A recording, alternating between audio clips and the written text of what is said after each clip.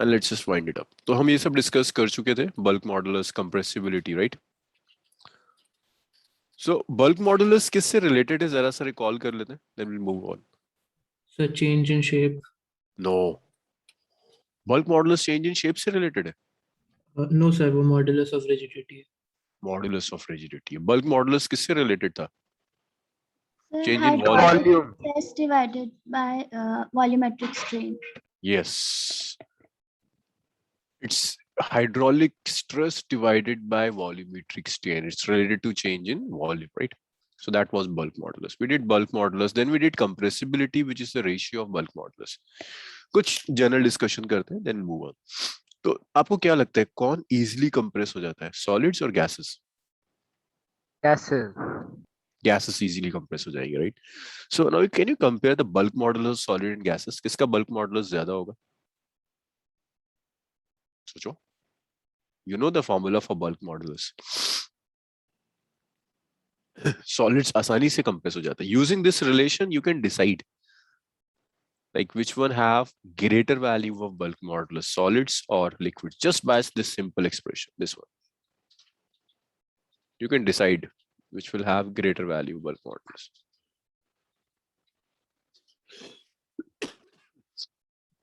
ऐसे तो तुम में से कोई नहीं बोलता, सांची मुझे बताओ क्या लगता है यूजिंग दिस एक्सप्रेशन कि जिस फॉर द सेम प्रेशर जिसके लिए चेंज इन वॉल्यूम कम होगा उसका बल्क मॉडुलस ज्यादा होगा. So now can you think of like which one have greater value of bulk modulus from solids, and if you compare solids and gases? Sir, solids. Why? Why solids have greater value of bulk modulus? Sir, because compressibility is 1 by bulk modulus. So if bulk modulus is more, then compressibility will be less. Right. So you can decide it via compressibility, like जैसे आयुषी ने किया, or like so for the same pressure, the change in volume in solids is smaller. If change in volume is smaller and this bulk modulus is inversely proportional to change in volume, that means bulk modulus will be large. So bulk modulus of solids will be larger than liquids, which is greater than gases. So solids are least compressible and gases are most compressible. Is it clear, everyone? Yes, sir. Chalo, good. Noted down. Sir कहाँ से note करना है? तो note ये वाला part करना है जो solid. Ah, yes, this one, solids, liquids, gases. Sir, actually today was my physics exam. It was not very nice.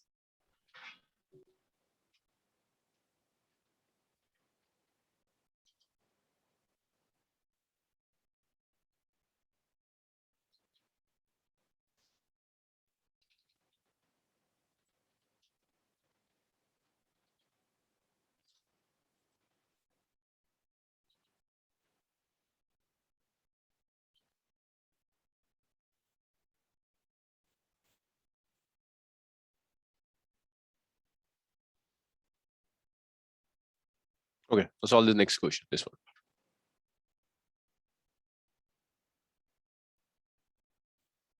Example number 17, do it.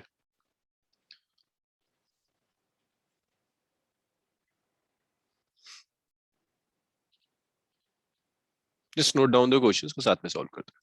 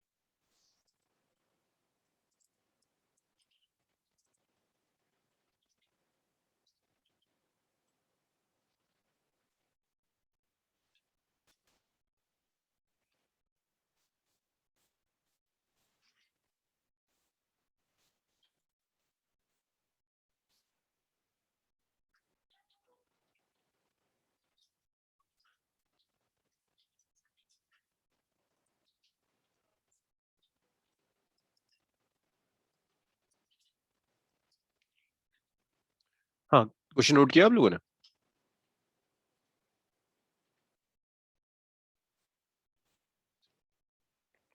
देखो जरा,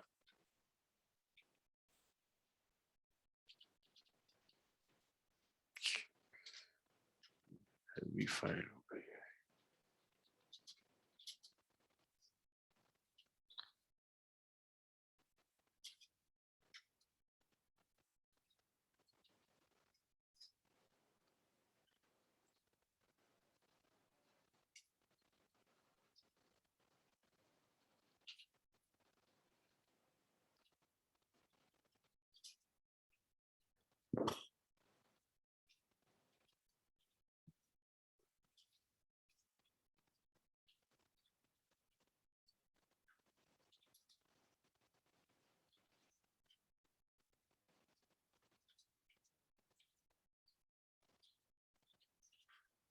see, given if the normal density of seawater is 1 gram per centimeter cube, so this is the density of seawater. It's 1 gram per centimeter cube. So this is the initial density, omega water naught. What will be its density at a depth of 3 kilometer? तो अगर आप कुछ 3 kilometre की depth में जाते हो तो यहाँ जो वाटर होगा उस वाटर की डेंसिटी क्या होगा वो आपसे पूछ रहा है, डेप्थ ऑफ 3 किलोमीटर। तो at a depth of 3 kilometre ये जो वाटर है उसको जो ऊपर वाला वाटर है जो 3 किलोमीटर तक फील्ड है, ये वाटर इस वाटर को कंप्रेस करेगा। इस कंप्रेशन की वजह से इस वाटर का वॉल्यूम कम हो जाएगा और वॉल्यूम कम होने की वजह से इस वाटर की डेंसिटी इंक्रीज हो जाएगी। So as compare to the water जो टॉप सरफेस पर है, जो यहाँ बॉटम पे वाटर होगा इस पे कुछ प्रेशर एक्ट करेगा, कुछ नेट प्रेशर एक्ट करेगा। इस नेट प्रेशर की वजह से इसकी डेंसिटी इंक्रीज हो जाएगी। सो आपको कैलकुलेट करना है कि वो इंक्रीज इन डेंसिटी क्या होगी। ये समझ में आया? लॉजिक समझ में आया? Then will start the calculations. Sir question नहीं समझ आया।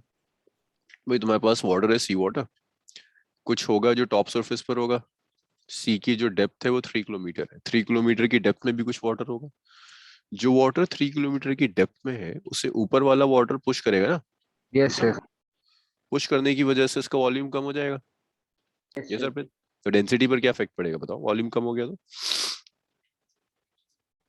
अगर वॉल्यूम कम हो गया वाटर का तो उसकी डेंसिटी पर क्या इफेक्ट पड़ेगा अर्पित? वॉल्यूम बढ़, डेंसिटी बढ़ जाएगी। मास तो सेम है बट आपने उसे कंप्रेस कर दिया, राइट? Sir yes sir. अब आपको कैलकुलेट करना है कि इसकी डेंसिटी क्या होगी। अब देखो, डेंसिटी, इनिशियल जो डेंसिटी है उसका रिलेशन होगा mass divided by initial volume. That's my first equation. जो फाइनल डेंसिटी होगी, this is the initial density. जो फाइनल डेंसिटी होगी, अच्छा सूरत, अगर हम वाटर को कंप्रेस कर रहे हैं क्या उसके मास पर इफेक्ट पड़ेगा? और जस्ट और only volume will change?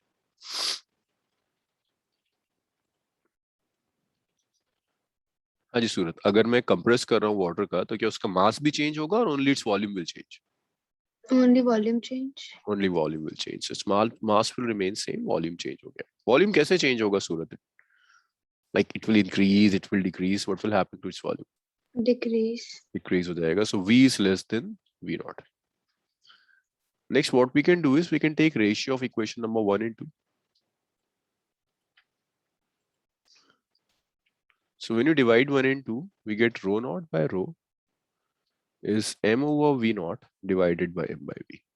So this m will cancel this m and you can write that rho naught by rho is v by v naught.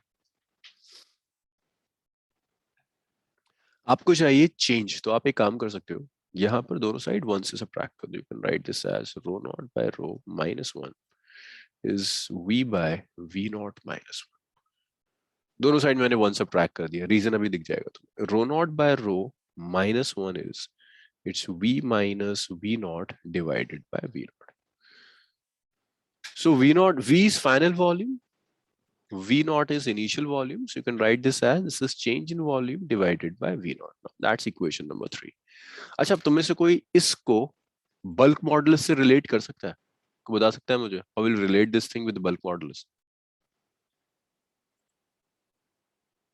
कोई नहीं? रोशनी, इसे बल्क मॉडल से रिलेट कर सकते हैं आप? Sanchi, can you relate P by with K. B by? दोबारा दोबारा. So P by K. P by K, very good. See, if you use the definition of bulk modulus, see what is bulk modulus? Bulk modulus is pressure divided by change in volume divided by original volume. So you can say that change in volume divided by original volume is pressure by bulk modulus. That's equation number 4. So you can write substitute 4 in 3. So when we substitute 4 in 3, so यहाँ पर delta V by V naught की जगह I'm substituting P by P. So I'm left with only rho naught by rho minus 1 is P by B naught. I need this rho. तो आप एक काम कर सकते हो, इसको राइट में ले जाओ, इस 1 को राइट में ले जाओ, so you will be left with rho naught by rho is P by B plus 1. Or you can write this as rho naught by rho is P plus B by B. You need this rho. So you can write that your rho is, when you cross multiply it, it's P naught B divided by P plus P naught. अब जरा मुझे data बताओ. आयुषिका, no sorry, Anshika. Anshika, how much is rho naught? Initial density कितनी है water की?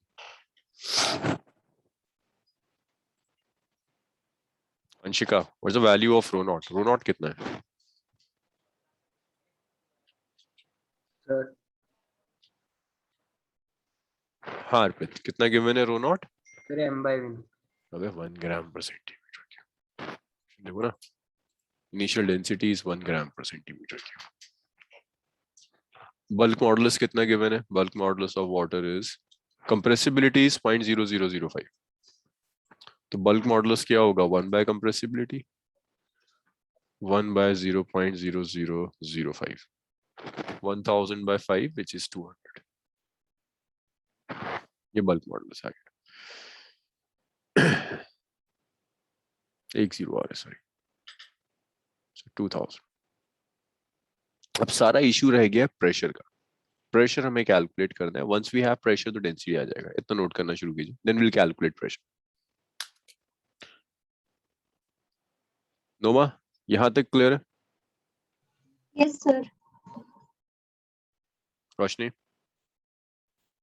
Yes, sir. Aslan, कोई doubt? No, sir. Anshika,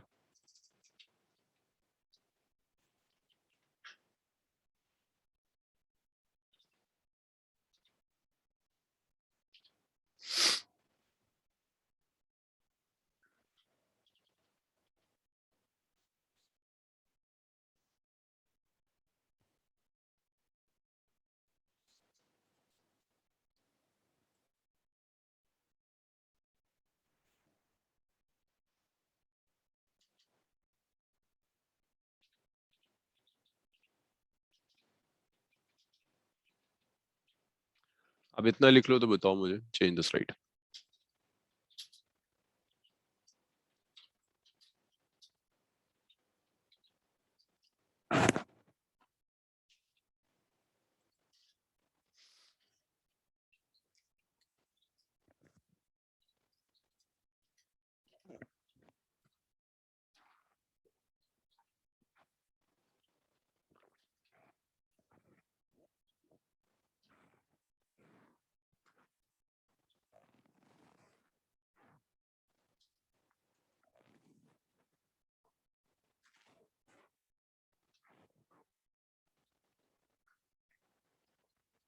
Sir, written.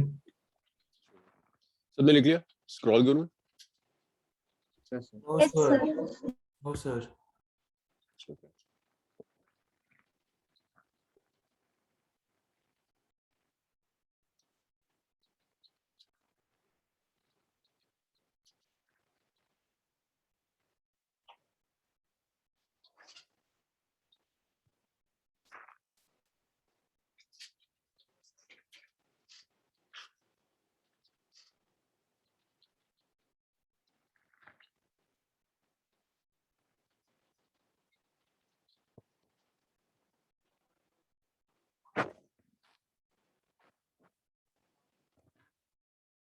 तो लिख लिया होगा सबने।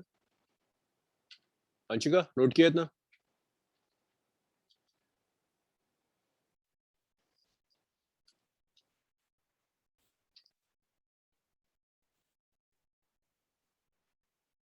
सर लास्ट की 2 लाइंस लक्ष्य में रह गई थी।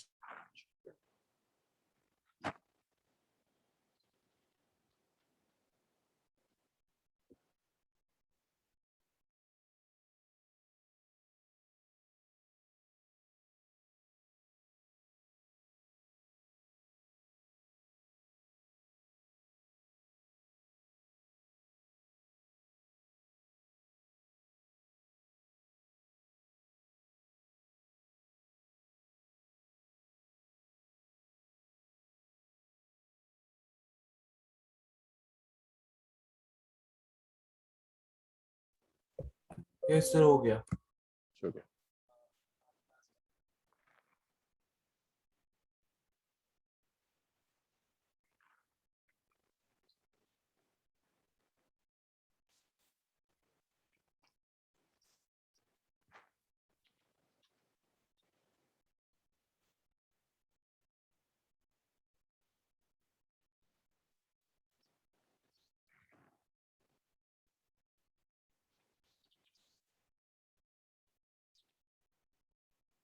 अब देखो जो नेक्स्ट पार्ट है ना, that is to calculate pressure कि 3 किलोमीटर की डेप्थ में ये जो वाटर है उसके ऊपर प्रेशर कितना एक्ट कर रहा होगा।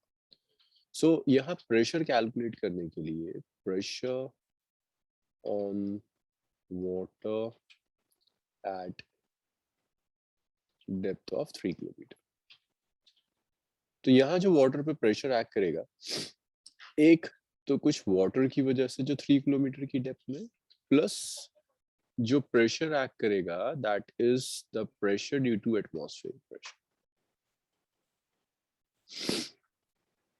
या डेप्थ में जो प्रेशर एक्ट कर रहा है वो इस 3 किलोमीटर वाटर की वजह से भी एक्ट कर रहा है और ऊपर से एटमॉस्फेरिक प्रेशर भी एक्ट कर रहा है, इन दोनों का सम। तो वाटर की वजह से जो प्रेशर है that's H rho g, atmospheric जो प्रेशर है दैट्स पी नॉट। तो जो एच है हाइट दैट्स 3 किलोमीटर। अब इसे ना सेंटीमीटर में कन्वर्ट कर लो, सब कुछ सेंटीमीटर में दिया हुआ, तो 10⁻⁶। वाटर की density 1 given, acceleration due to gravity 9.980 होता है सीजीएस, प्लस पी नॉट। देखो एटमॉस्फेरिक प्रेशर ये आपको दिया है 10⁻⁶, इतना पास्कल्स। सो ये प्रेशर अब मैं इसके आगे नहीं कैलकुलेट करूंगा। सो आप यहाँ पर रो नॉट की वैल्यू रख सकते हो, इट्स गिवन, बल्क मॉडुलस रख सकते हो, इट्स गिवन, प्रेशर की वैल्यू रख सकते हो, ये भी दिया हुआ है, so can get the value of density कितनी है, नोट इट डाउन।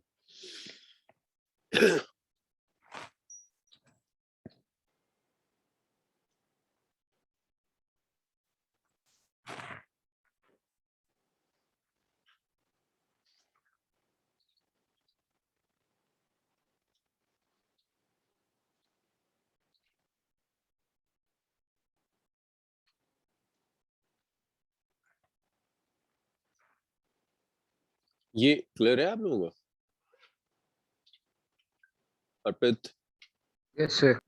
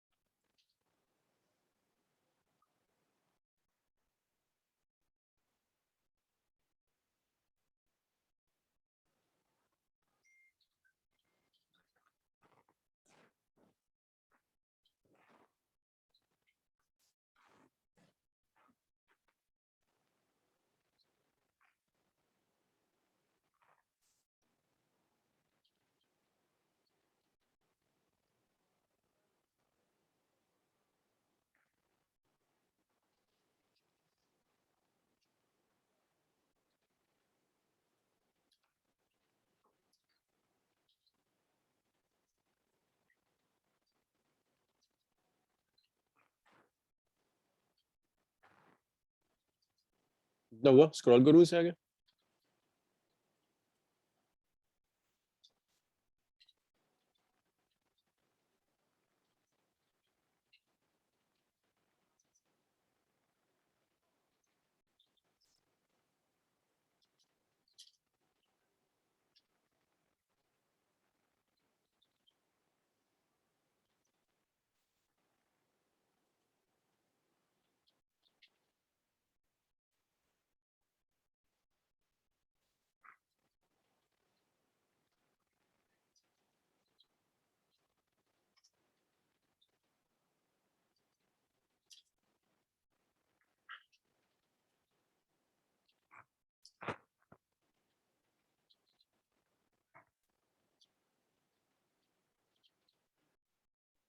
चलो नेक्स्ट देखिए, इसी टाइप का एक क्वेश्चन आता है आपके पास which is on rivets joints के ऊपर,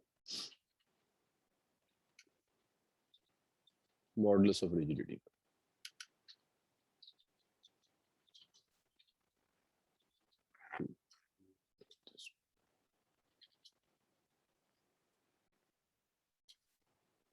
इस क्वेश्चन को लिखना, this is on modulus of rigidity, note it down, 9.20।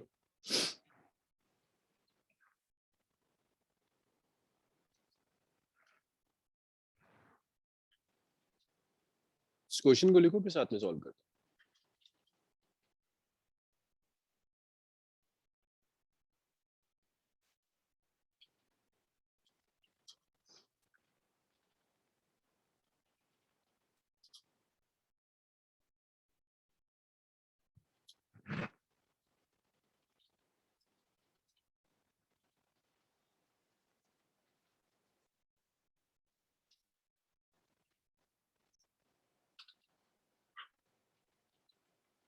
देखो, आपको दो मेटल्स, क्वेश्चन लिख लिया सबने? अर्पित, असलान, लिख रहा हूँ।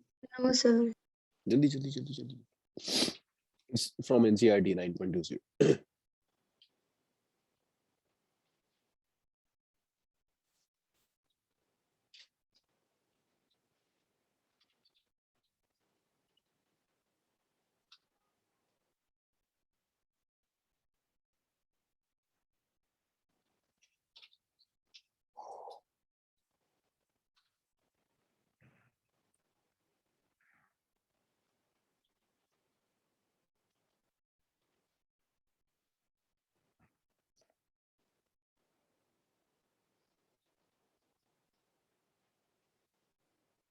हो जाए तो बताना मुझे प्लीज, हाँ, इसको साथ में सॉल्व करते हैं।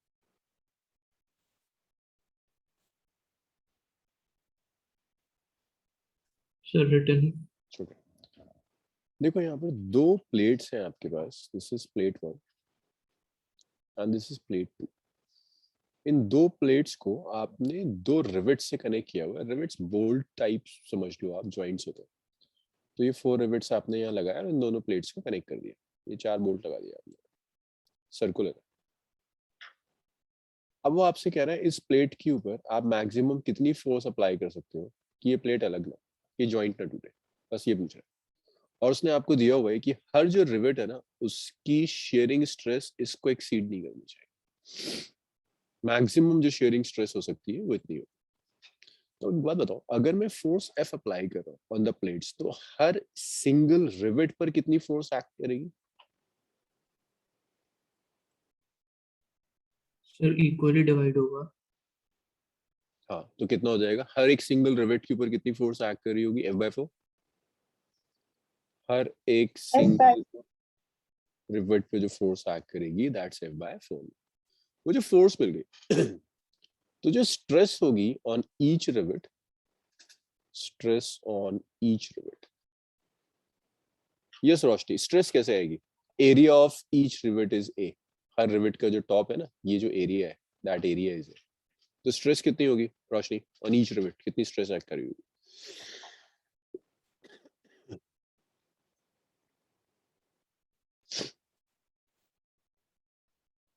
रोशनी नहीं याद है?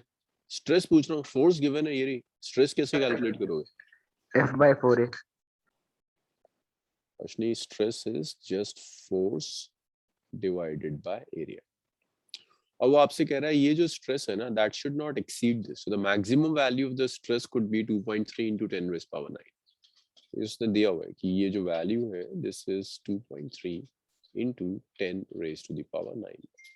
तो यहाँ से फोर्स मिल गई, इट्स 4 × एरिया into 2.3 into 10⁻⁹ अच्छा एक बात बताओ रोशनी, एरिया कैसे आएगा? सर्कुलर है और इसका रेडियस दिया हुआ है, डायमीटर दिया हुआ है, एरिया कैसे आएगा? रोशनी ये तो बताओ। pi r square, good. Now how much is r? d/2। Yes, sir. And how much is diameter? कितना गिवन है क्वेश्चन में? हाँ जी रोशनी, कितना है? 6 mm।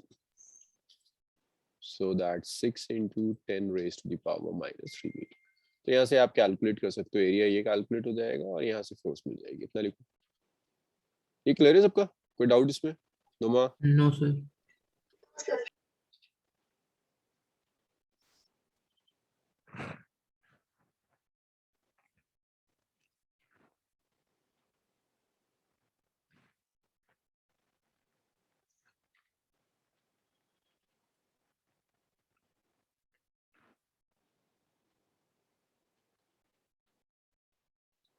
सर स्क्रॉल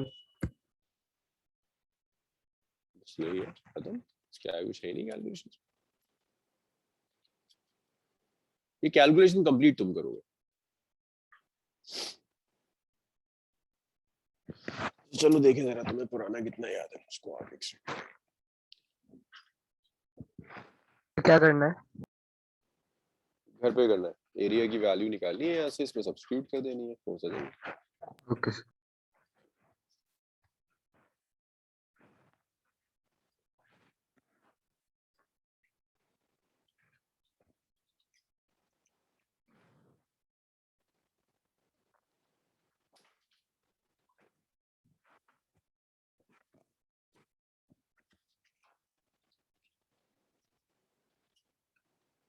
नेक्स्ट देखो, अब जो नेक्स्ट कैलकुलेशन है that is of some potential energy stored in solids.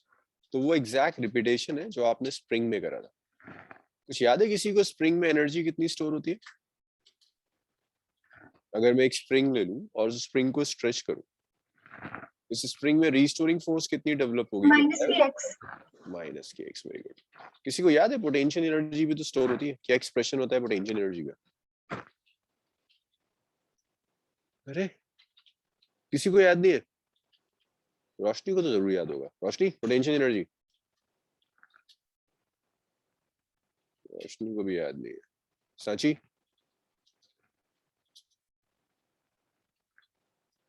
Anshika?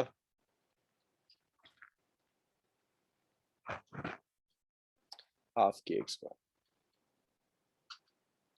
अब जैसे स्प्रिंग में पोटेंशियल एनर्जी स्टोर्ड होती है ना, एक स्ट्रेच्ड वायर भी बिल्कुल एक स्प्रिंग की तरह काम कर रही है। तो जैसे स्प्रिंग में एनर्जी स्टोर्ड थी, बिल्कुल वैसे ही इस वायर में भी एनर्जी स्टोर्ड होगी। तो ऑलरेडी मैंने कर रखी है कैलकुलेशंस, मैं यहीं पर आपसे डिस्कस करता चला जाऊंगा। अब एक बात बताइए, अगर एक वायर है, उस वायर से मैंने कोई फोर्स अप्लाई नहीं करी, तो वायर में क्या कोई इलोंगेशन होगा? एक एक कर सब बताते चले जाओ, ये क्वेश्चन सॉल्व हो जाएगी। सो ऊपर से ही शुरू करते हैं। आयुषी, मैंने एक वायर ली, इस वायर को ना मैंने यहाँ से हैंग कर दिया, मैं कोई फोर्स अप्लाई नहीं कर रहा वायर पर, कोई डिफॉर्मिंग फोर्स नहीं, और वायर भी वेटलेस है, मासलेस है, क्या कोई इलोंगेशन होगा आयुषी? No sir. अच्छा, अब मैंने कुछ फोर्स अप्लाई करनी शुरू करी, डिफॉर्मिंग फोर्स, और वायर में कुछ इलोंगेशन हो गया एल। रीस्टोरिंग फोर्स कितनी डेवलप होगी वायर के अंदर? Equal to the deforming force. Equal to the deforming force. हाँ, तो ये रीस्टोरिंग फोर्स डेवलप होगी। अभी जो रीस्टोरिंग फोर्स है, दिस इज कांस्टेंट आयुषी, और इट डिपेंड्स अपॉन द कि इलोंगेशन कितना हुआ। Yes Ayushi, this restoring force is constant और इट डिपेंड्स कि हमने कितना एलोंगेट किया।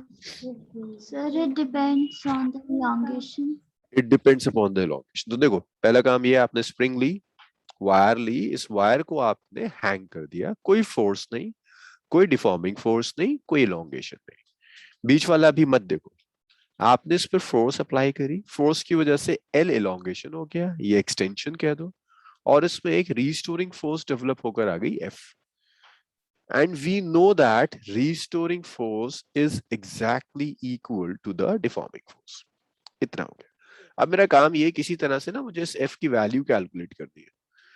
तो कुछ याद है यंग्स मॉडुलस का एक्सप्रेशन? देखो, यंग्स मॉडुलस हमने किया था f into L by A into delta L. यहाँ डेल्टा एल की क्या वैल्यू है साजी? Delta L change in length कितना दिया हुआ? हाँ जी साजी, how much is delta L here? Small L. Small L. तो यहाँ से डेल्टा, यहाँ से आप कैलकुलेट कर सकते हो फोर्स कितनी हो जाएगी, a into delta L into Y divided by L. This is deforming force, restoring force भी इतनी होगी। बेसिकली यहाँ से मैंने ऐसे लिख दिया कि restoring force in the wire जो होगी That's y into a into extension divided by L naught. तो मैं कर क्या रहा हूँ, ये इनिशियल पोजीशन थी जब जीरो इलोंगेशन था, ये फाइनल पोजीशन है जब इलोंगेशन L है। मैंने इनके बीच में एक पोजीशन ले ली जब elongation in the wire is x, और मैंने यहां से सेम इस कैलकुलेशन से कैलकुलेट कर लिया कि जो रीस्टोरिंग फोर्स डेवलप हो रही है that's y into x into a divided by L. Is it clear everyone? Aslan, Raj, ये कैलकुलेशन इक्वेशन नंबर 1 तक समझ में आ रही है? सर इसमें y क्या है? Young's modulus. ओके। अच्छा, and I am saying this is restoring force. हाँ सूरत, क्या डायरेक्शन होगा इस रीस्टोरिंग फोर्स का? मैं इसको नीचे स्ट्रेच कर रहा हूँ, तो रीस्टोरिंग फोर्स कहाँ एक्ट करेगी? Downwards. हाँ, restoring force Also opposite to the upwards. yes, Upwards, right? Restoring force is acting in upwards direction. And this see, मैं extension downwards दे रहा हूँ तो restoring force upwards होगी. Now I need work done by this restoring force to stretch the spring from 0 to L now. So is this a constant force or a variable force, Noma? Is this force constant or variable? sir, variable. It's a variable force, right? It depends upon x is a variable force. So आप कर क्या सकते हो? Work done calculate करना है zero extension से L extension तक, तो इंटीग्रल यूज करेंगे f डॉट dx, जीरो से l. Force is acting in upwards direction, extension is downwards direction. So what's the angle between force and extension, Roshni? Force is upwards, extension is downwards. Force 180. 180 हो जाएगा. So this is f dx cos 180. Cos 180 is minus 1 is f dx now. And how much is f? F कितना था रोशनी? अभी ऊपर कहीं लिखा था मैंने शायद. रोशनी, So x over L. yx over L. So we substitute f to be y ax over L into dx. So see this y, a and L are constant. We take them outside. X बचा, x का integral is x square by 2, limit is 0 to L now. So that's minus of y a by 2L. It's L square minus 0 square. So the work done by the internal force is minus of y a L square by 2. This is the work done by the internal force. अब इसी work done को आप potential energy की form में लिख सकते हो. We did की potential energy is negative of work done by internal force. Restoring force is the internal force. So the negative of this work done will comes out to be equal to potential energy. So this is the potential energy stored in your wire, YAL square by 2L. अगर आपको याद हो, this YA by capital L is K basically. हमने लिखा था spring को और wire को हमने कंपेयर किया था. You can write this as half KL square. Anyways, note it down और मुझे बताते जाओ जहां जहां अटको.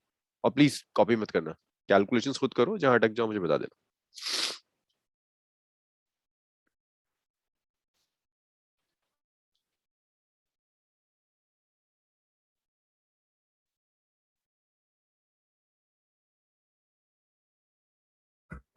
सर पल्स मॉड्यूलस के बाद यही टॉपिक है. हाँ हाँ, बल्क मॉडल्स की बात यही है.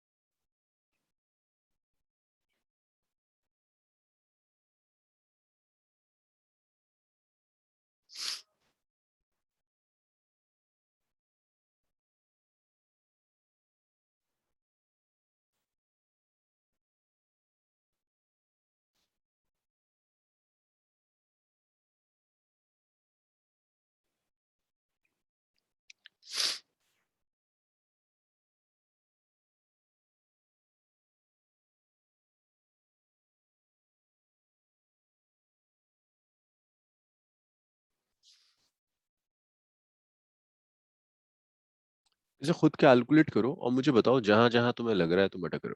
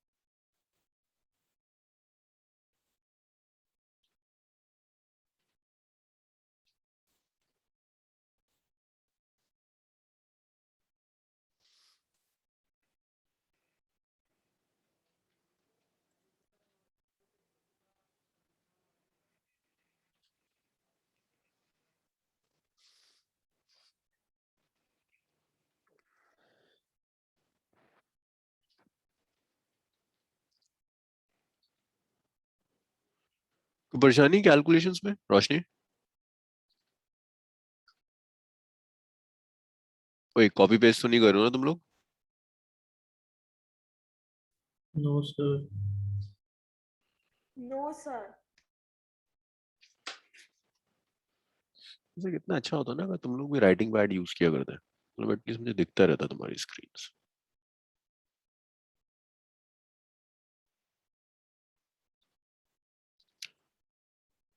राइटिंग पैड यूज करने से बस थोड़ी सी राइटिंग बिगड़ती है, बस अच्छा ये कि हमेशा के लिए स्टोर हो जाता है।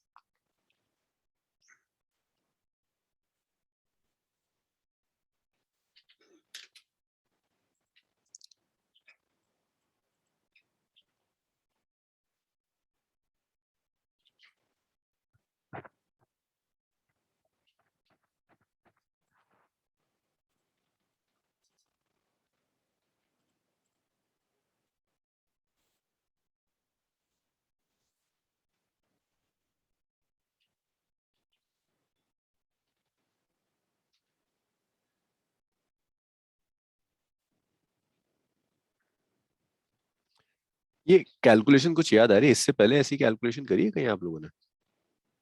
जो वर्क डन कर रहे हैं, पोटेंशियल एनर्जी निकाल रहे हैं, कुछ याद आ रहा है इससे पहले ये कैलकुलेशन कभी रिपीट करी हो?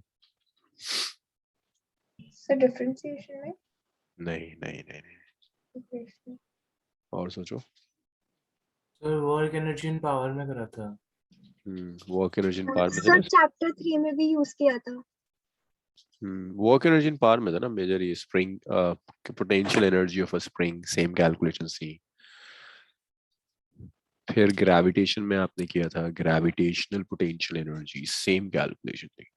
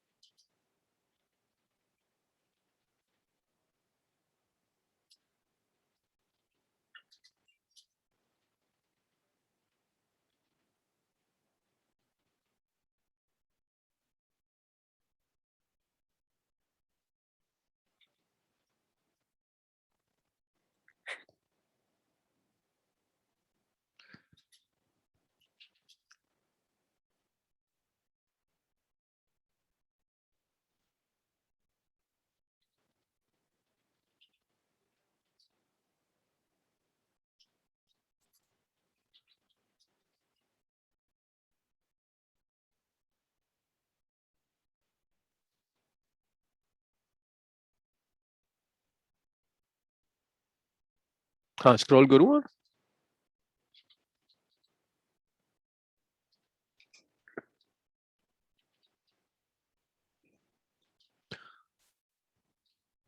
अच्छा, अब इसमें कुछ कुछ चीजें मुझे ये यहाँ तक लिख लिया सबने?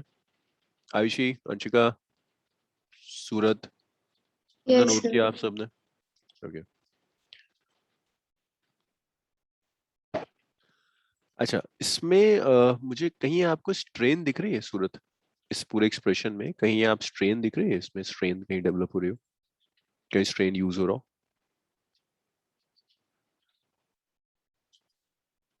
देखो कहीं स्ट्रेन है YAL²/2L में?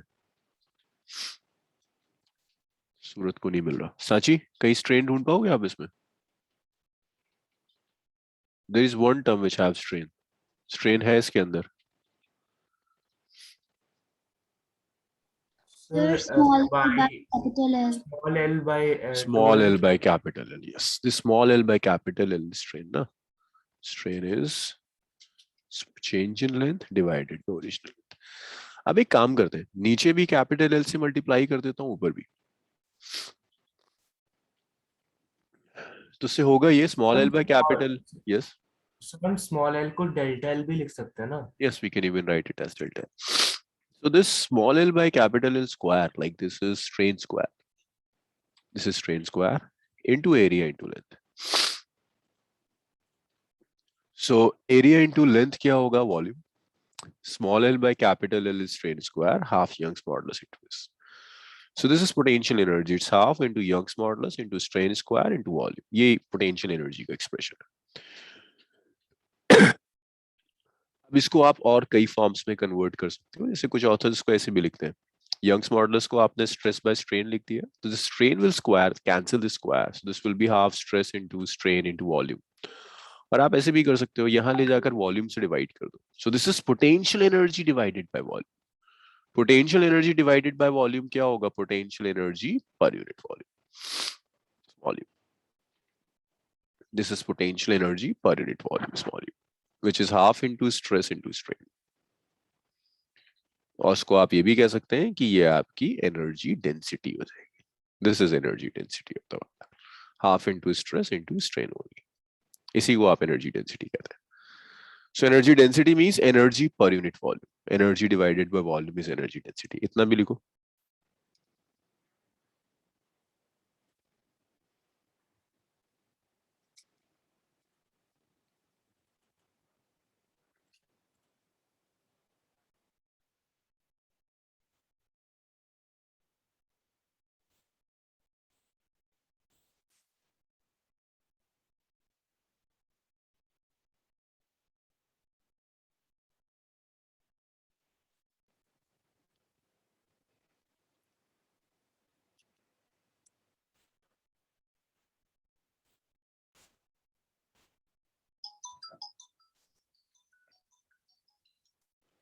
स्क्रॉल अप कर सकते हैं एक बार से, मुझे देख रहा था कुछ।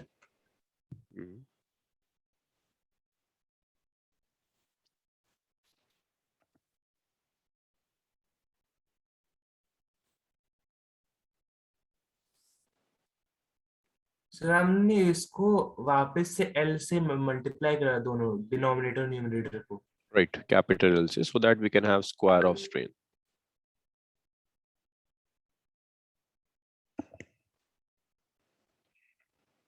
ताकि हमें स्ट्रेन का स्क्वायर मिल जाए।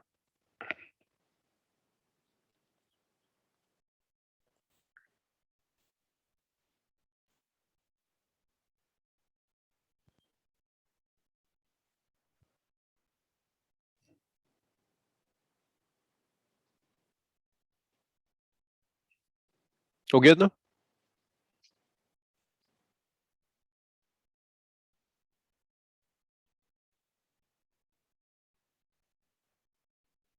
स्क्रॉल करूं इसे? लिख लिया आपने इतना?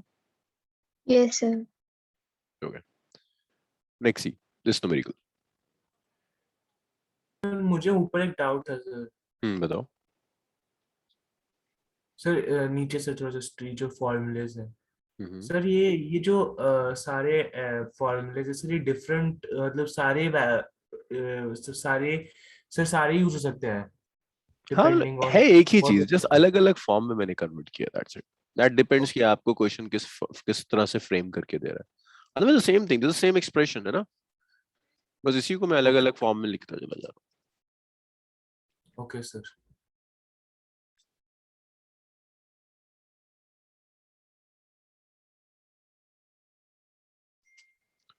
हूँ। Okay, see this numerical, note this one.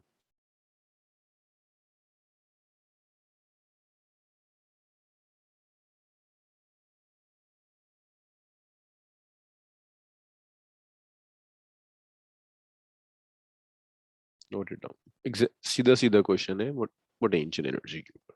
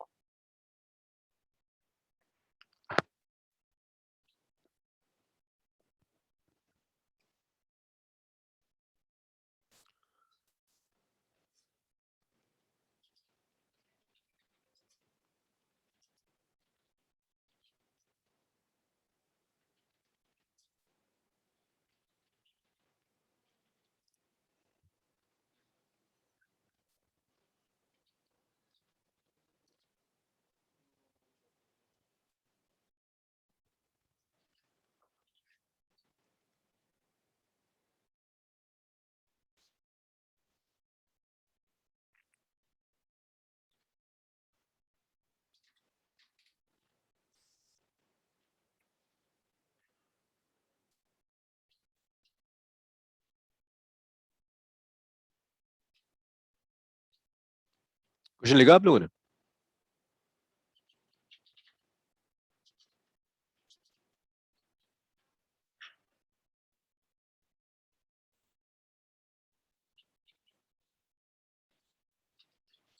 Question note किया अर्पित? Yes sir. देखिए इस क्वेश्चन में क्या कह रहा है, ये कैटापुल्ट है, ये तो मैंने ऐसे ड्रॉ कर, पिक मुझे ऐसे मिली थी वर्टिकल, लेकिन एक्चुअल में ना जिस क्वेश्चन है उसमें ये ऐसे रखी हुई है, नीचे रखी हुई है, और इसकी दोनों स्ट्रिंग से कनेक्ट किया एक स्टोन, आप उस स्टोन को ऊपर फेंक रहे हो। तो होगा ये, जब आप इसको स्ट्रेच करोगे तो स्टोन के अंदर इलास्टिक पोटेंशियल एनर्जी होगी। आपने इसे थ्रो किया, ये हाईएस्ट पॉइंट पर जाकर रुक गया, हाईएस्ट पॉइंट पर इसके पास ग्रेविटेशनल पोटेंशियल एनर्जी होगी।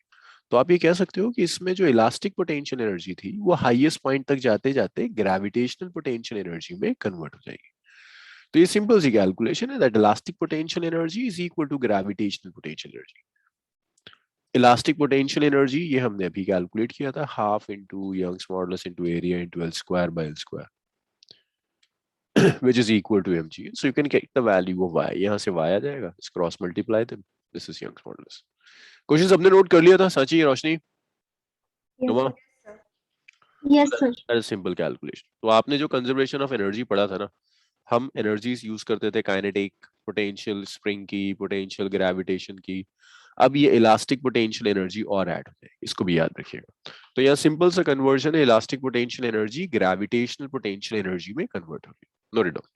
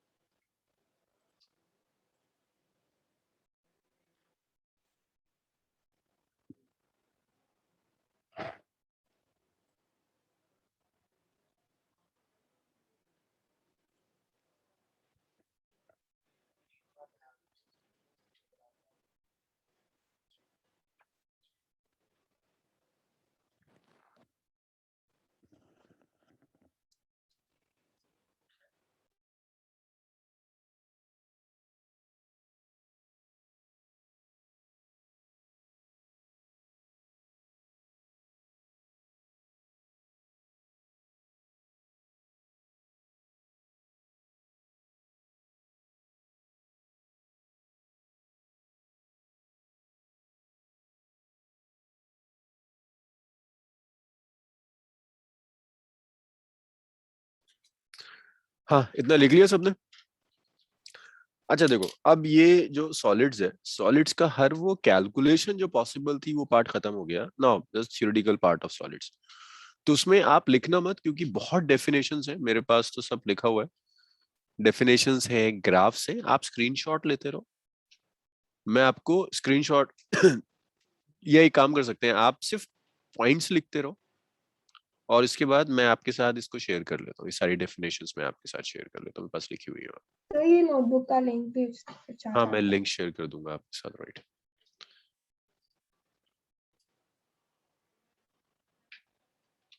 आप 2 मिनट स्क्रॉल अप कर सकते हैं? यस यस,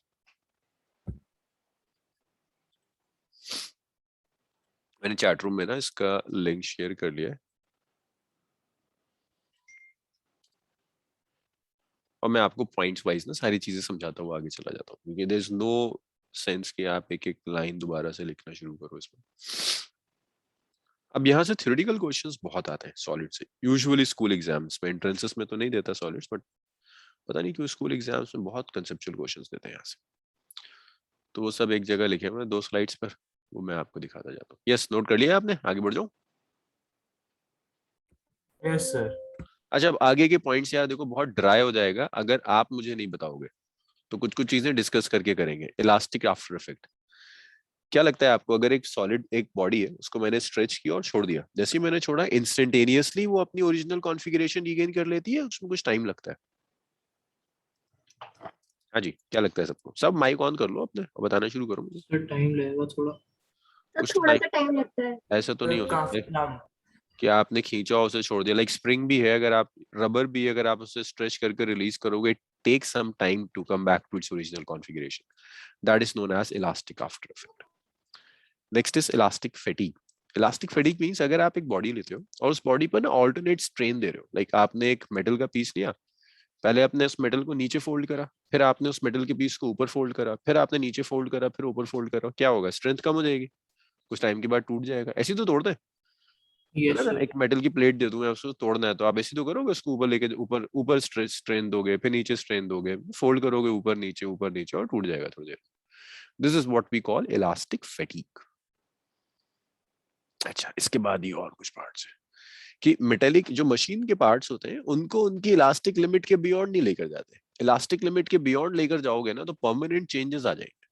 कोई भी मशीन का पार्ट हो, मान लो कोई हैवी मशीन है, उसके अंदर कोई रॉड लगी हुई है, जब आप उसके ऊपर लोड दोगे ना तो रॉड ऐसे कर कर बेंड हो जाएगी, लेकिन जैसे ही आप लोड हटा लोगे रॉड दोबारा ओरिजिनल कॉन्फ़िगरेशन में आ जाएगी। आप यही चाहते हो कि जब आप लोड हटा लो तो दोबारा रॉड वही आ जाए जहां से चली थी। That is known as elastic limit.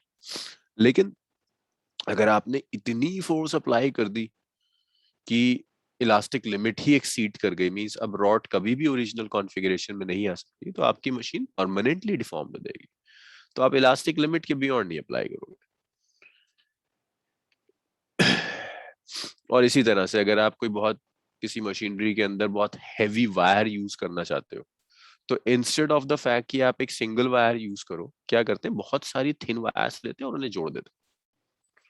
देखा होगा ये शायद, केबल्स होती है, स्पेशली ये जो फाइबर जो केबल्स होती हैं जो तुम्हारे इंटरनेट कनेक्शन के लिए डलती हैं, उसमें एक सिंगल केबल के अंदर अगर आप देखोगे मल्टीपल केबल्स होती हैं।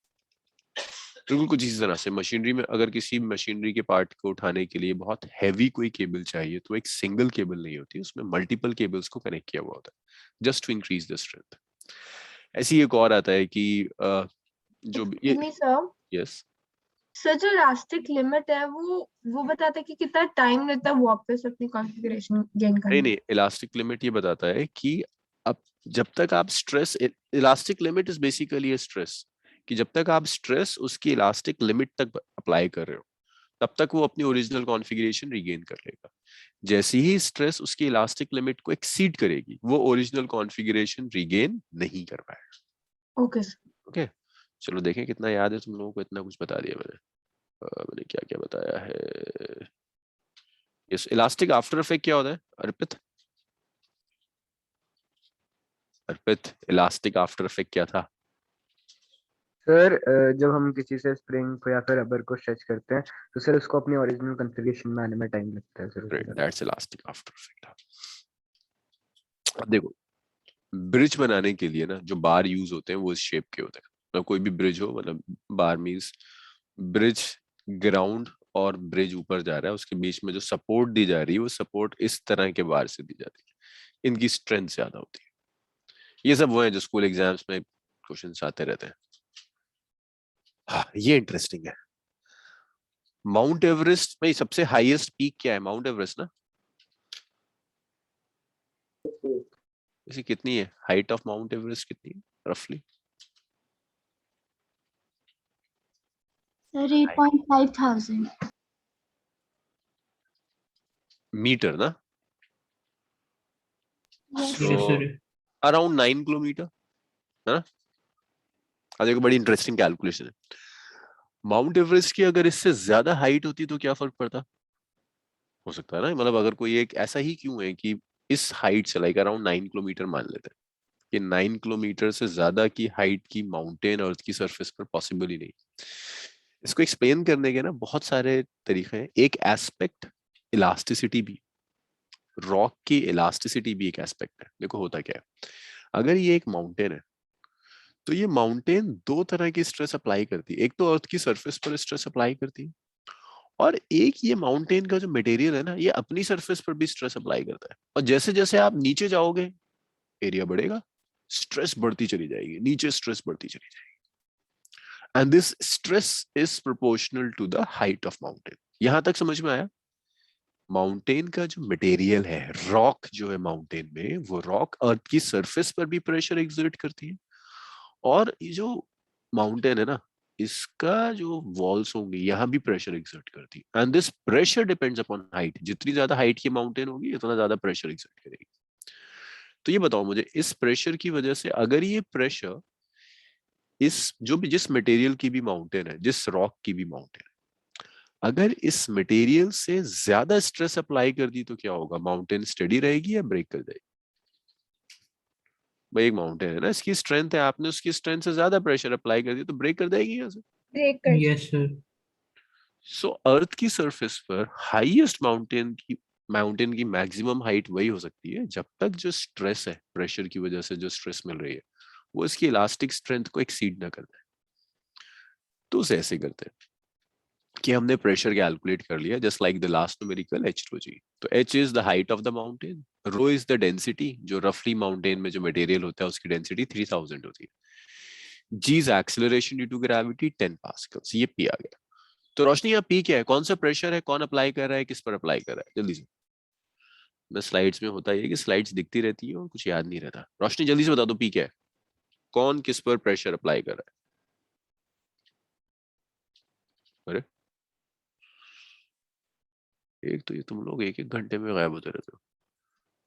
अब रोशनी नहीं बताएगी तो कौन बताएगा? आयुषी बताएगी। आयुषी, ये P प्रेशर कौन है, कौन अप्लाई कर रहा है और किस पर अप्लाई कर रहा है? Sir, pressure exerted by the mountain on its walls. Pressure exerted by mountain on its wall, right? So this is the pressure. अब ये प्रेशर किसे एक्सीड नहीं करना चाहिए? ब्रेकिंग स्ट्रेस ऑफ माउंटेन को। इससे ज्यादा होगा तो माउंटेन ब्रेक कर देगी। ब्रेकिंग स्ट्रेस जो है माउंटेन की, दैट्स 3 × 10⁻⁸ ये मटेरियल की ब्रेकिंग स्ट्रेस है। So this should be less than और at most equal to it. यहाँ से प्रेशर की वैल्यू रखी, हाइट रखी, height comes out to be less than 10 kilometre. कि 10 किलोमीटर की हाइट से ज्यादा ऊंची माउंटेन हुई अगर कोई, तो वो अपने ही प्रेशर की वजह से टूट जाएगी। So that can't be more than that. It comes out exactly 9 kilometre if I take G to be variable. आपको पता है कि 10 किलोमीटर की हाइट तक G सेम नहीं रहेगा, G will very with height, will decrease with height. If I consider that factor, तो ये exactly 9 किलोमीटर के आसपास आती है, which is roughly the size of the height of the Mount Everest. So that's interesting. Anyways, next. अब ये भी एक किसी स्कूल में क्वेश्चन आया हुआ था कि हॉलो सिलेंडर और सॉलिड सिलेंडर में से किस सिलेंडर की शाफ्ट ज्यादा स्ट्रांग होती है? तो मशीनरी के पार्ट्स को घुमाने के लिए आपको सिलेंड्रिकल शाफ्ट चाहिए। हॉलो सिलेंड्रिकल शाफ्ट है और सॉलिड सिलेंड्रिकल शाफ्ट है, कौन सी ज्यादा स्ट्रांग होती है? हॉलो सिलेंड्रिकल शाफ्ट ज्यादा स्ट्रांग होती है। लगता है ऐसा है कि सॉलिड है। असल सॉलिड शाफ्ट के साथ क्या होता है, उसका अपना वेट भी इसको डिफॉर्म करने में काम करता है। हॉलो में कम से कम उतना वेट नहीं होता, तो hollow is better than the solid one. तो ये तो कुछ बेसिक डेफिनेशंस थी। इसके बाद ना एक ग्राफ भी आता है, वो ग्राफ मैं आपको दिखा दूं। पता है जितनी लास्ट के 2 दिन में हमने कैलकुलेशंस करी है ना, उसमें से स्कूल एग्जाम्स में, एंट्रेंसेस की बात नहीं कर रहा, स्कूल एग्जाम्स में वहां से कम आता है। ये जो भी डेफिनेशंस मैंने दी है भरी पड़ी रहती है, इन्हें जरूर करके जाना। ऐसा ना हो कि आप अच्छी कैलकुलेशंस करके जाओ वो आपसे ये सब पूछ ले।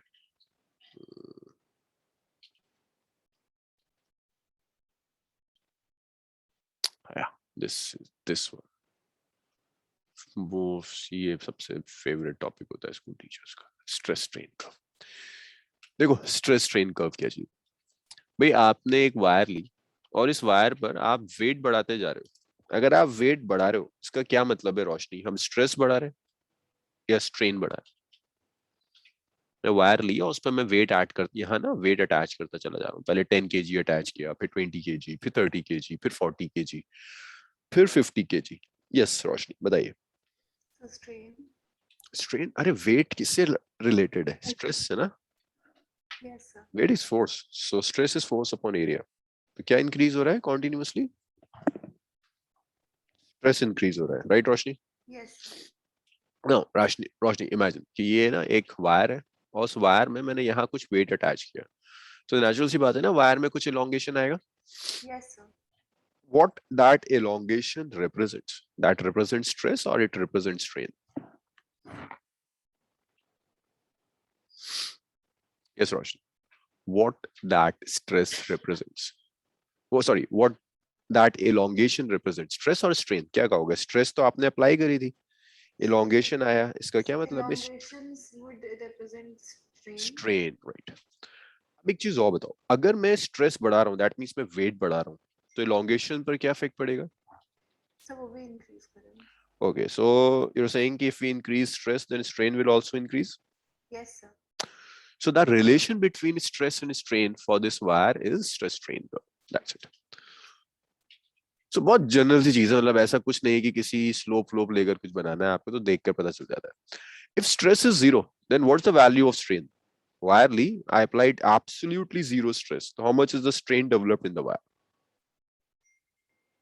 अरे बोलो कितना होना चाहिए? If I apply no stress on the wire, तो क्या elongation होगा? No, sir. No, sir. Strain would be zero.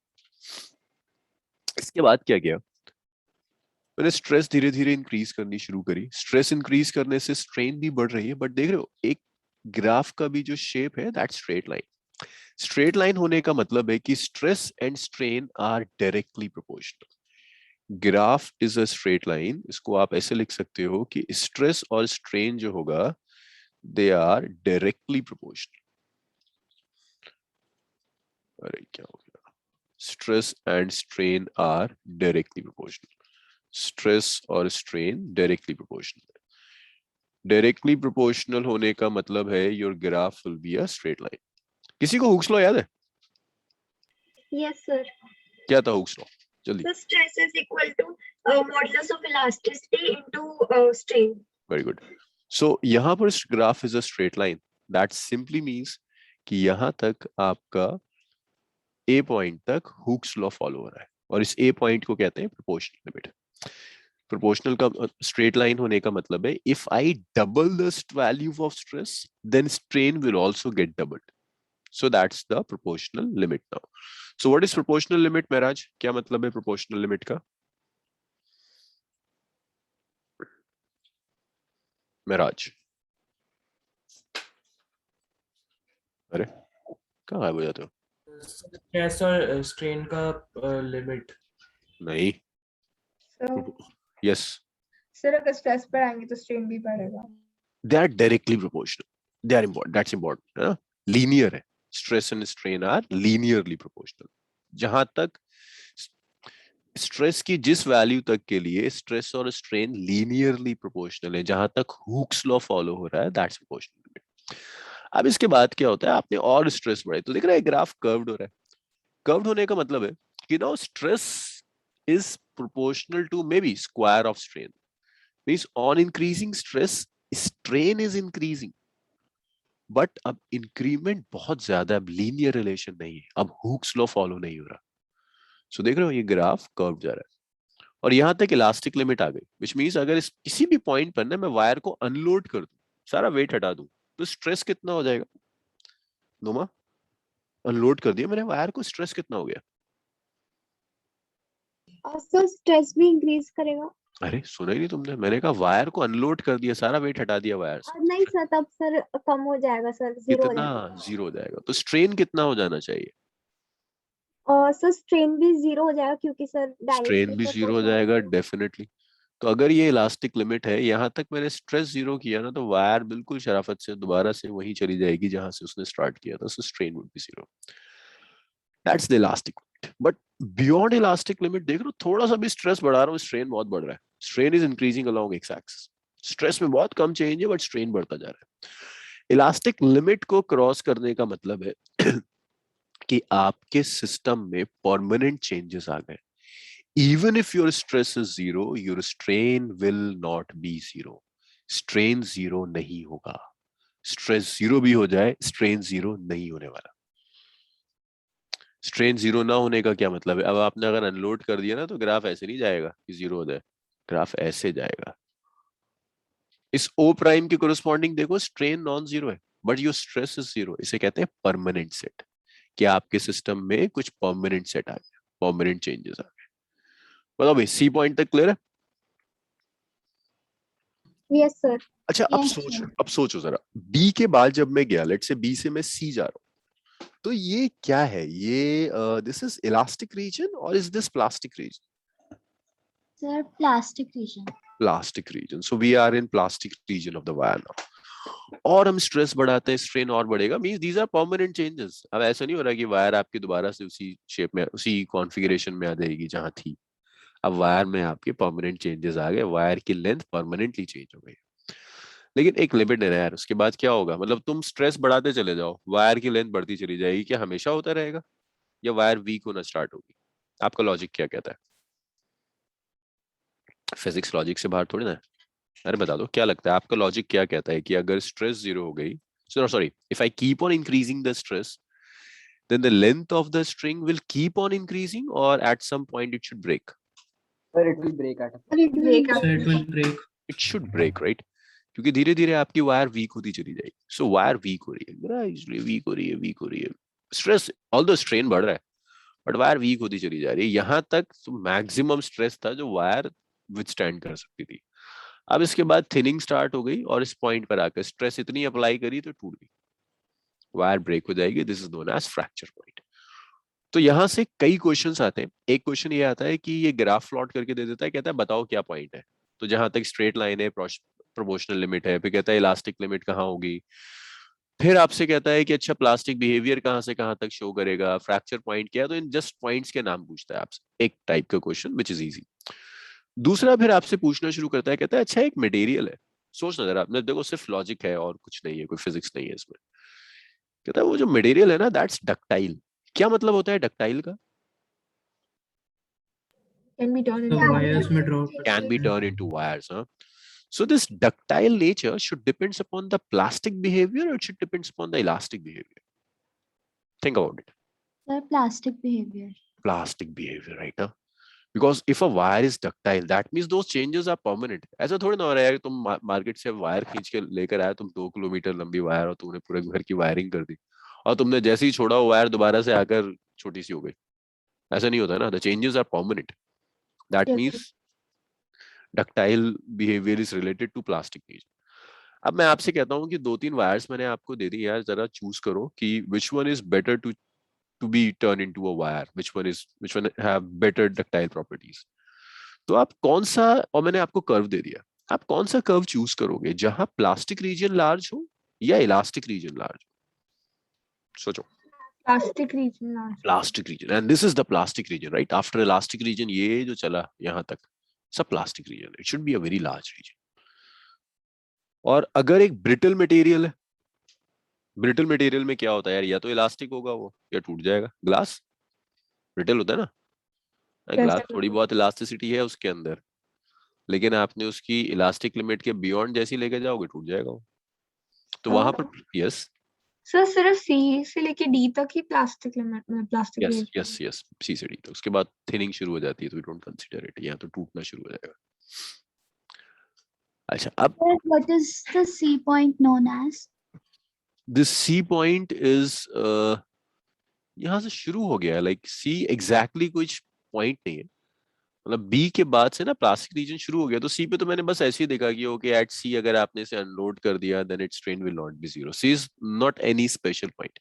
यहाँ भी ले सकता था मैं, यहाँ भी ले सकता था। This is important, ultimate strength. ठीक Okay, है, sir.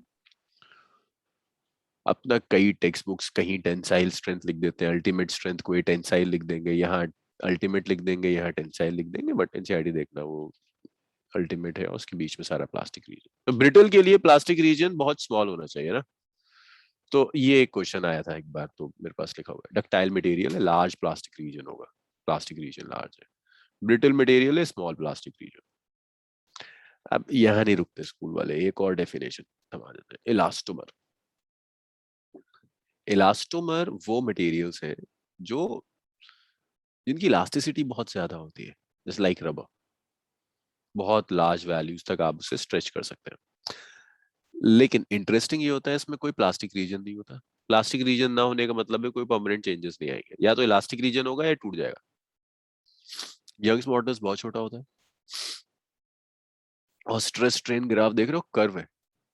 क्या कहीं प्रोपोर्शनल लिमिट दिख रही है इसमें? देख लो, ढूंढो, प्रोपोर्शनल लिमिट है? भूल गए प्रोपोर्शनल लिमिट? सर बहुत छोटे No, sir. rectangle है नहीं सर। होगी बच्चे, बिल्कुल नहीं, पूरा कर्व है, कहीं स्ट्रेट लाइन नहीं है, पूरा कर्व है। That means proportional limit exist ही नहीं करता इसके, not at all follow Hooke's law. Rubber Hooke's law को फॉलो नहीं करती। इसके ओके बाद सर। इसके बाद लास्ट आता है, वो हिस्टेरिसिस से देते हैं क्वेश्चन। हिस्टेरिसिस से वो कहता है कि पहले तो बता दो हिस्टेरिसिस है क्या। अब हिस्टेरिसिस समझने के लिए ना आपको थोड़ा सा केमिस्ट्री में जाना पड़ेगा। मैं आपको कोई एक मटेरियल दे रहा हूँ, लेट्स से मैंने आपको रबर दे दिया। मैं रबर की कुछ, रबर में जितने भी मॉलिक्यूल्स हैं उनकी कुछ डेफिनेट मॉलिक्यूलर कॉन्फ़िगरेशन होगी, ऐसी है ना भाई। रबर के अगर मैंने मॉलिक्यूल्स लिए, सुना है ना इंटरमॉलिक्यूलर सेपरेशन होता है, फिक्स्ड होता है, Yes, सब sir. होगा। अब तुम जरा अज्यूम करो, एक रबर है जिस पर मैंने स्ट्रेस लोड अप्लाई किया और उसके बाद मैंने उसको अनलोड किया, तो क्या दोनों केस में मॉलिक्यूलर कॉन्फ़िगरेशन सेम होगी या अलग अलग होगी? आप एक रबर लिया आपने, मैं कह रहा हूँ उसके मॉलिक्यूल्स के ना बीच के सेपरेशंस देखो, इसका मॉलिक्यूलर कॉन्फ़िगरेशन देखो, और उसमें मैं वेट लगाता चला जा रहा हूँ। आप माइक्रोस्कोप से देख रहे हो कि मॉलिक्यूल्स कैसे बिहेव कर रहे हैं। तो मैंने कहा दोबारा से मॉलिक्यूलर कॉन्फ़िगरेशन देखो, मैं इसे अनलोड कर रहा हूँ, वेट हटाता चला जा रहा हूँ। क्या लगता है आपको, दोनों केसेस में मॉलिक्यूलर कॉन्फ़िगरेशन सेम होगी या डिफरेंट होगी? थिंक। डिफरेंट। डिफरेंट होगी है ना। जब आप फोर्स अप्लाई करोगे तो मॉलिक्यूल्स थोड़ा सा अलग सा बिहेव करेंगे, वो आपको इस कर्व से दिखता है। अच्छा, जब मैं लोड कर रहा था, that means I was increasing stress और I was decreasing stress? They're increasing Sir, stress. increase in stress. Increasing stress. So I am increasing the stress, ये ऐसे जा रहा है, ऐसे जा रहा है, ऐसे जा रहा है। देखकर बताओगे इस ग्राफ को, is this a elastomer? Yes or no? Is this graph of a elastomer or not? Elastomer कैसे पता चलता है? इसमें हुक्स लॉ फॉलो नहीं करता, कहीं स्ट्रेट लाइन नहीं है। इलास्टोमर रबर है, एक टाइप की रबर का ग्राफ है। तो ये तो मैं लोड कर रहा था, जब मैं अनलोड करूंगा तो आपने कहा ना मॉलिक्यूलर कॉन्फ़िगरेशन अलग होगी। अनलोड करने पर स्ट्रेन पर क्या फर्क पड़ेगा? स्ट्रेन बढ़ेगा, कम हो जाएगा? कम हो जाएगा। कम हो जाएगा सर। स्ट्रेन कम होना चाहिए। देखो स्ट्रेन कम हो रहा है, कम हो रहा है, कम हो रहा है, कम हो रहा है, और फिर दोबारा जीरो हो गया। लेकिन क्या उसी पाथ से कम हुआ जिस पाथ से बढ़ा था? No sir. इसका मतलब ये है कि मॉलिक्यूलर कॉन्फ़िगरेशन बदल गई है, और ये जो सेम पाथ को फॉलो नहीं कर रहा ना, इसी को इलास्टिक हिस्टेरिसिस कहते हैं। और बड़ा इंटरेस्टिंग होता है, अगर हिस्टेरिसिस लूप मिल जाए ना, इसके अंदर जो एरिया आएगा वो बताएगा कि एनर्जी में लॉस कितना हुआ ड्यूरिंग लोडिंग एंड अनलोडिंग। आपकी जो एनर्जी है उस एनर्जी में कुछ लॉस आता है। जितनी बड़ा ये एरिया होगा उतना ज्यादा एनर्जी लॉस होगा। The fact that stress strain curve is not retraced on reversing the strain is elastic hysteresis, and this area shows loss in energy. अब देखो इसका यूज क्या गया। दो क्वेश्चंस बनते हैं यहाँ से, बड़े फेमस क्वेश्चन। एक कहता है कि कार के टायर्स हैं, वो कार के टायर्स आप किस मटेरियल के बनाओगे? a material which have a small area or the material which have the larger area? आप खुद सोचो, मैं आपको इस कर्व दे दिया, मैं आपसे कहता हूँ मटेरियल चूज करो कार के टायर का। कितना अच्छा होता है ना, ऐसी लैब्स होती है स्कूल्स में, आपको दे दिया एरिया सबका और आपसे कहता है मटेरियल चूज करो जिसको आप टायर के लिए यूज करोगे। कैसा यूज करोगे मटेरियल बताओ? छोटा एरिया, बड़ा एरिया? Sir, बड़ा area. बड़ा एरिया। और कोई बताओ मुझे, और किसी का कोई है जो कॉन्ट्राडिक्ट करता है? अरसलान था I guess। कोई है जो कहता है स्मॉलर एरिया वाला लूप चूज करूंगा? अरे दो रबर है, एक का रबर वो Yes, sir. है कोई कौन? आयुषी? आयुषी आप क्या चूज करेंगे, स्मॉलर एरिया और the larger area? Sir, smaller area. Smaller area. और इन दोनों ने टायर्स बनवाए, कार्स कनेक्ट, कार में लगाया और चलना शुरू किया। सो ये जो अरसलान कह रहा था ना लार्जर एरिया, इसका होगा क्या कि इसकी कार की एनर्जी का एक मैक्सिमम पार्ट इसके टायर के हिस्टेरिसिस में चला जाएगा। एनर्जी लॉस है ना, जब आप अपनी कार को चलाना शुरू करोगे तो कभी लोड होगा, कभी अनलोड होगा, तो उसकी वजह से आपकी एनर्जी जो आप दे रहे हो कि टायर आगे बढ़े, उस एनर्जी का एक मेजर पार्ट है जो हिस्टेरिसिस की वजह से आपके टायर में लॉस हो जा रहा है। और आयुषी जो टायर लेके जा रही है उसका एरिया बहुत कम है, उसका एनर्जी लॉस बहुत कम होगा। तो किसकी कार ज्यादा स्पीड से चलेगी for the same force, the same energy? Fuel ने सेम एनर्जी दी, किसकी कम का, जिसका एरिया कम होगा। हाँ जी अरसलान, क्या प्रेफर करोगे, छोटा तो या सर बड़ा? कम एरिया। कम एरिया प्रेफर करेंगे। अच्छा चलो एक काम और करते हैं, इस रबर के ना शॉकर्स बनाते हैं। अब बताओ मुझे, शॉकर्स के लिए ये एरिया स्मॉल लोगे या शॉकर समझते हो ना? Yes bike, sir. एक बाइक बना रहे हैं, बाइक के शॉकर्स के लिए मटेरियल चूज करना है। अब बताओ यार, एरिया स्मॉल लोगे एरिया लार्ज लोगे? कुछ नहीं लोगे, मतलब ही नहीं है ना। Sir area large. Area large, Ayushi का लार्ज एरिया। और कोई है जो कॉन्ट्रडिक्ट करता है? इसको लग रहा होगा small area sir large area. Large area, सब लार्ज एरिया वाले। देखो शॉकर्स का क्या काम है, शॉकर्स को तो एनर्जी एब्जॉर्ब करनी है ना। आपकी कार अगर बहुत ज्यादा अप डाउन हो रही है, उसमें काइनेटिक एनर्जी है ऊपर ऑसिलेट करने की, आपको उस एनर्जी को लॉस कराना है, तो बेचारे शॉकर्स एब्जॉर्ब कर लेते हैं। तो आपको शॉकर्स के लिए ऐसा मटेरियल चाहिए इसमें एनर्जी लॉस बहुत ज्यादा हो, कि आपकी जो भी एनर्जी है ना जिसकी वजह से आप ऑसिलेट कर रहे हो, गड्ढा आ गया कहीं, वो ऑसिलेट हो रहा है, उसको एब्जॉर्ब करता है। So we use prefer something which have larger area. तो शॉक एब्जॉर्बर्स के लिए वल्कनाइज्ड रबर यूज करते हैं, इसका एरिया लार्ज। ये ना यार असल में प्रैक्टिकल्स के काम है, तुम्हें दिया जाए और तुमसे बनवाया जाए। हाँ, लेकिन सब कुछ हम थ्योरी में करते हैं। एनीवेज, ये क्लियर हुआ? Yes sir. This completes Yes, your sir. solids. Solids is over. Khatam. Next, we will start with fluids. Hydrostatics we will start on Thursday. और हाइड्रोस्टैटिक्स में भी ना जो थ्योरेटिकल पार्ट है वो ऐसी स्लाइड्स बनाएंगे और जल्दी जल्दी उसे कवर अप करेंगे। जो कैलकुलेशन वाला पार्ट है वो तो हम लिखेंगे। चलो क्लास ओवर, बाय। पढ़ो घर जाकर, थोड़ा सा सॉलिड्स का देख लो, ज्यादा तो मैंने करा दिया, फिर भी एनसीईआरटी देखो, फिर न्यूमेरिकल अटैक कराओ। Could you please share the link of the notepad in the WhatsApp group? yes I'm sharing. Sir I'm आपने sharing. जो लिंक भेजा है नोटबुक का, सर उसमें सिर्फ ग्रेविटेशनल तक है। सर हाँ उसमें हाँ, solid वो design ना नहीं है। मुझसे गलती से ना ग्रेविटेशन में ही सॉलिड्स की स्लाइड डल गई। ग्रेविटेशन ओपन करोगे ना उसमें सॉलिड्स है। Okay sir. ठीक है, आंसर ये भी लिखना था, ये सब जो है ग्राफ ये वगैरह। ना ये भी मैं शेयर कर रहा हूँ, लिखो मत, टाइम वेस्ट करोगे, इसको मैं शेयर करूंगा आपके साथ। ठीक है, ओके सर। चलो बच्चों, ओके बाय बाय। आयुषी चलो डिस्कस करते हैं।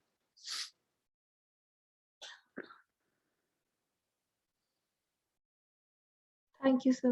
चलो, Thank you, okay, sir. bye. तो मेरे भी प्रैक्टिकल हुए थे सर ऑफलाइन फिजिक्स के। अरे क्या कौन सा टॉपिक था, वर्नियर अब कैलिपर? मुझे तो सर वर्नियर कैलिपर मिला था सर, बहुत अच्छा हुआ सर, मेरा वाइवा भी बहुत अच्छा हुआ। चलो वर्नियर कैलिपर, आंसर पेपर तो सर ठीक ठाक हुआ, पर प्रैक्टिकल बहुत अच्छा हुआ। चलो चलो good, thank you sir. Okay बच्चों।